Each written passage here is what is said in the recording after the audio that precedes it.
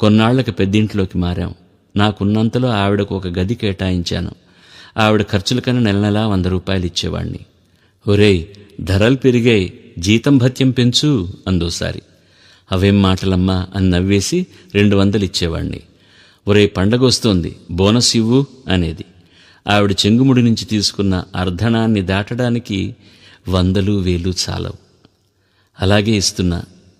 ఒకసారి అడిగాను, నీకు నాలాగా సాదర ఖర్చులు లేవు కదా, ఇంత డబ్బు ఏం చేస్తున్నావు? మనవల కోసం దాస్తున్నావా అన్నాను నవ్వుతూ. నీకోసం మీ నాన్నే దాచలేదు, నేనెందుకు దాచాలి? అయినా ఒకరికేమన్నా ఇచ్చాక ఏం చేశారని అడగకూడదురా అంది. నిన్ను మళ్ళీ ఎప్పుడూ అడగలేదు. ఆవిడ కాలధర్మం చెందినప్పుడు అంతిమ కర్మలకు 1500 మంది వచ్చారు. నాకు తల తిరిగిపోయింది. ఈవిడకి ఇంతమంది స్నేహితులున్నారా అని ఆశ్చర్యపోయాను. తర్వాత తెలిసింది,